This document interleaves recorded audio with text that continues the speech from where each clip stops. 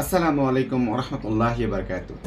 গত কয়েকদিন আগে যে সিলেটে আজহারির মাহফিল হলো, এই মাহফিল থেকে আজহারি হুট করেই উনি ওয়াজ বন্ধ করে দিয়ে দোয়া করে চলে গেছেন।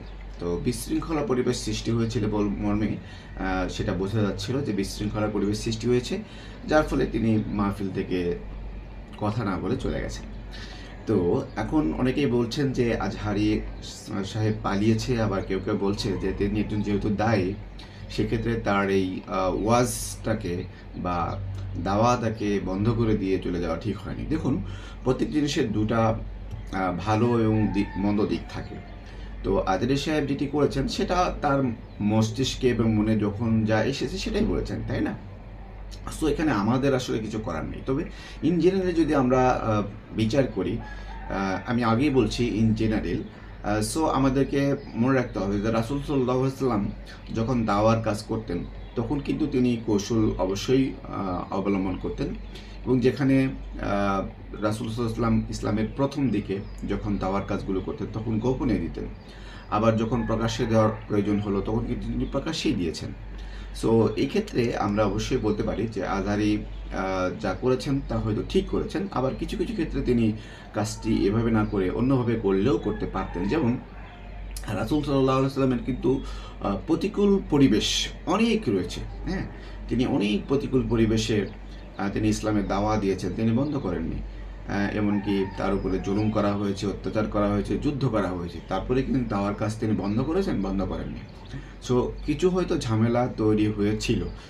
কিন্তু আপনার মনে রাখতে হবে যে আপনি হয়তো সেখানে বক্তব্য দিতে পারছেন না বা পারেননি।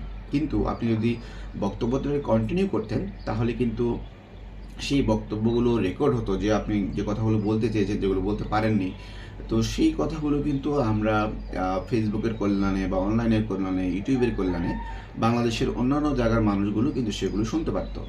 আর যেহেতু ক্যামেরাটা টোটালি আপনার উপরে পিক করে রাখা, সেক্ষেত্রে যারা অনলাইনে দেখছিল, আমিও দেখছিলাম, তো দেখা যাচ্ছিল যে ওই শুধুমাত্র আপনার ছবিটাই শুধুমাত্র অনলাইনে প্রকাশ হচ্ছিল এবং কথাগুলো প্রকাশ হচ্ছিল।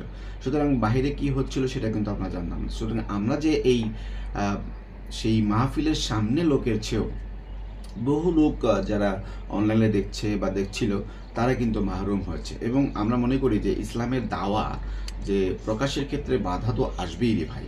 কেউ হয়তো ওখানে আজহারি বিরোধী রয়েছে, তারা যাচ্ছে একটা গন্ডগোল করতে, তো তারা সেটা হয়তো করতে পারে। কিন্তু তাদের জন্য যদি আপনি পুরো মাহফিল বন্ধ করে দেন, আলটিমেটলি কয়েকটা মানুষকে আপনি হয়তো ইসলামের দাওয়া দিতে পারলেন না, কিন্তু ইন জেনারেল যারা অনলাইনে শুনছিল বা অনলাইনে আরও পরবর্তীতে যারা শুনবে কোটি কোটি মানুষ, তারা কিন্তু এই ইসলামের দাওয়ার যে কথাগুলো আপনি যা বলতে চেয়েছেন সেগুলো থেকে মাহরুম হলো। সুতরাং আপনাকে এই জিনিসটি মাথায় রাখতে হবে। আপনার সামনে যে গুটি কয়েক লোক আছে, গুটি কয়েক লোক বলতে আমি আসলে বলতে চাচ্ছি যে অনেক জায়গায় 15 লাখ 20 লাখও মানুষ হচ্ছে। সো আমরা মনে করি যে অনলাইনে যে মানুষগুলো দেখে আপনার বিভিন্ন ভিডিওগুলো, তার চেয়ে সেখানে গুটি কয়েকই বলা যেতে পারে। অনলাইনে কোটি কোটি মানুষ আপনাকে দেখে, অনেক ভক্ত আছে বা ভক্ত ছাড়াও অনেকেই দেখে। সো এই জিনিসটি আপনার মাথায় রাখা উচিত প্রত্যেকটা জায়গায় বক্তব্য দেওয়ার ক্ষেত্রে, যে আমি যে কথাগুলো বলতে যাচ্ছি না সেগুলো হয়তো এই সামনের মানুষগুলো শুনতে পারলো না, কিন্তু আমি যা বলতে চাচ্ছি সেগুলো তো অনলাইনে বহু মানুষ শুনতে পারতো। অথবা যারা গন্ডগোল করেছে, আপনি দেখবেন যে তাদের মধ্যে অনেক ব্যক্তি যারা পরবর্তীতে ভিডিও আপলোড হতো অনলাইনে সোশ্যাল মিডিয়াগুলোতে, সেখানে কিন্তু তারা আবার প্লে করে শুনতো, যে ওটা আমরা করে থাকি বা অনেকেই করে থাকে। সো আপনার এই দিকটিও মাথায় রাখা উচিত। হাফিজ সাহেব, আমি আপনাকে অনুরোধ করবো, ইসলামের সকল প্রতিকূল অবস্থা থেকেই কিন্তু ইসলামের দাওয়া দিয়ে যেতে হবে। ঝামেলা আসবেই তার মানে কথা বন্ধ করে দিবেন তা না। ব্যাপারটা এমন যে অনেক মানুষ এসেছে, তাদের জন্যই আপনি কথা বলবেন, ব্যাপারটা এমন নয়। বরঞ্চ অনেক মানুষ পরবর্তীতে আপনার অনলাইনে বা যারা সরাসরি অনলাইনে দেখছিল তারা উপকৃত হতে পারতো, আপনার মেসেজগুলো অন্তত তাদের কাছে পৌঁছাতো। সো এই দিকটি অবশ্যই আপনার মাথায় রাখা উচিত বলে আমরা মনে করি। আসসালামু আলাইকুম।